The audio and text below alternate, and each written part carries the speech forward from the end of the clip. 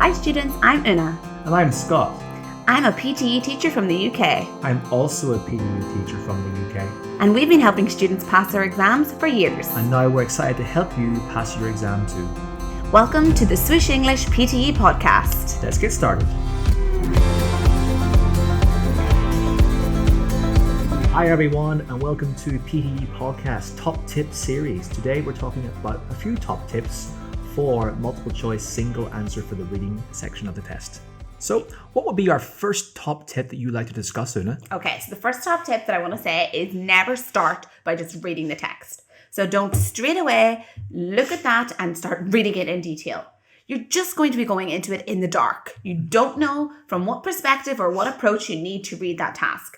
If you read the question first and analyze the question, what it's asking you to do, then you will be reading that text from a much better position to be able to answer that question. Precisely. And how long is the text again? So up to 300 words. So are you able to read 300 words in an effective manner within 2 minutes and then also have time to answer it? Exactly. You just aren't. So the thing is that you need to read this really considering the question and the answer options. So you're going to be skimming it, looking at information that jumps out at you in relation to the question. So yeah, if anyone has actually a fear of going into answering questions without obviously understanding what the text is about, you need to get over that fear and really just start to put into practice the method that we have. And that is start by looking at the question, analyze what the question is asking you to do, and then reading the answer options, being aware what the answer options are telling us in terms of the context, while also highlighting our keywords. That is a sufficient way for you to get understanding for the text itself. It's a much more efficient use of time to start by looking at the question and then go over to reading the text. Remember, you only have 2 minutes approximately for this task, so you really can't afford to do that. Yes, exactly. So that's our first top tip, but that would really come in handy if you really utilize that tip. Mm-hmm.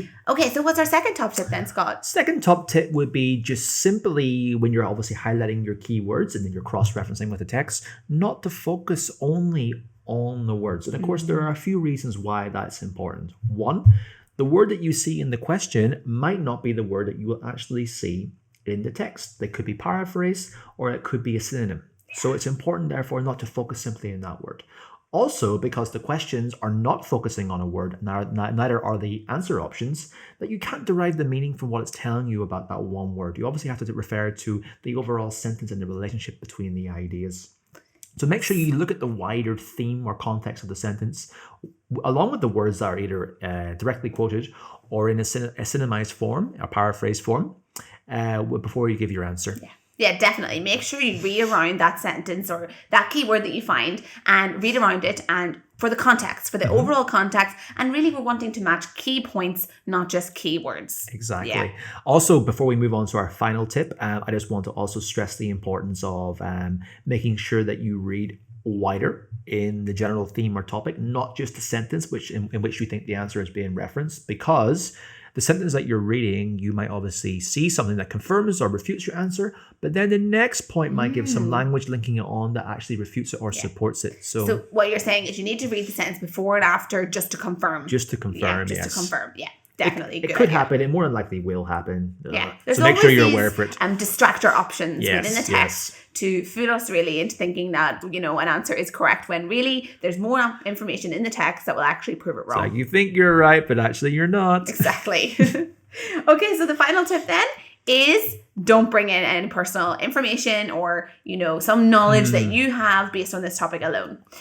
Like you said, maybe you have knowledge on climate change and you think, oh, well, I know this is true about climate change. Well, don't just rely solely on that information.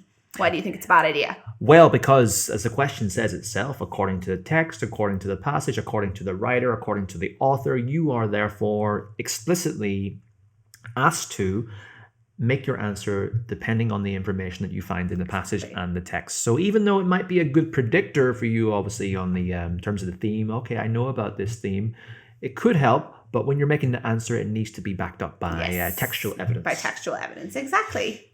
So there we have it, our 3 tips for today, 3 top tips for multiple choice. Choose single answer within the reading section of the PTE exam. So we hope that you found some of these tips useful, and I hope obviously that you start now applying those tips to your own practice for multiple choice single answer, as well as any other tips that we have divulged in other podcasts. So from Una and myself, we wish you the best of luck in the PTE exam if you're doing it soon, and check us out again for some more PTE top tips. Yeah. Thanks so much, guys. Bye. Take care. Bye. Are you struggling with your PTE exam preparation? Are you unsure how to get that score of 65, 79, or even 90? Let us help you get there. Please go to pte.swooshenglish.com and enter discount code PTE10 in order to receive 10% discount on any course.